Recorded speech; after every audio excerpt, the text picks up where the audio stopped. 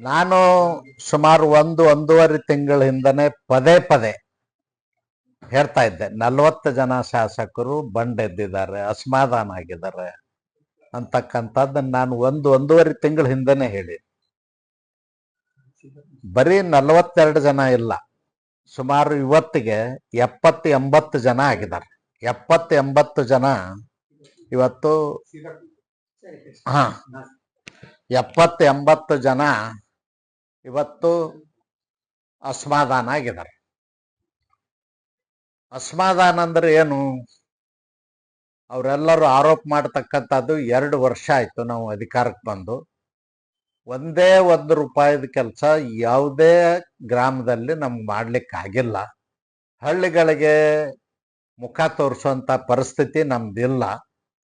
ಜನ ನಮಗೆ ಚೀಮಾರಿ ಹಾಕ್ತಾ ಇದ್ದಾರೆ ಅಂತಕ್ಕಂಥದ್ದನ್ನ ಹೈಕಮಾಂಡ್ಗೆ ಈಗಾಗಲೇ 70-80 ಜನ ಹೋಗಿ ದೂರನ್ನ ಸಲ್ಲಿಸಿದ್ದಾರೆ.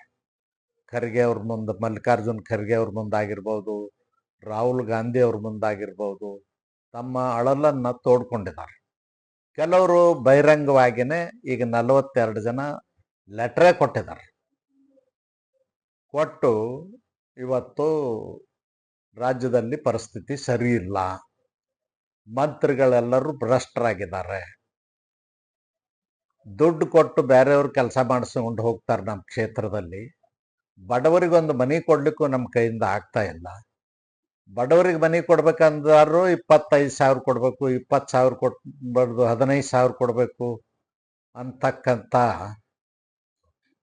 ದೂರನ್ನ, ಮತ್ತು ಬರೀ ದೂರ ಅಲ್ಲ, ಆಧಾರ ಸಹಿತವಾಗಿ ಮಾಹಿತಿಯನ್ನ ಕೇಂದ್ರದ ಸುರ್ಜೇವಾಲ್ ಅವ್ರಿಗೆ, ರಾಹುಲ್ ಗಾಂಧಿ ಅವ್ರಿಗೆ ಮತ್ತು AICC ಅಧ್ಯಕ್ಷರಾದ ಮಲ್ಲಿಕಾರ್ಜುನ್ ಖರ್ಗೆ ಅವ್ರಿಗೆ ಕೊಟ್ಟಿದ್ದಾರೆ.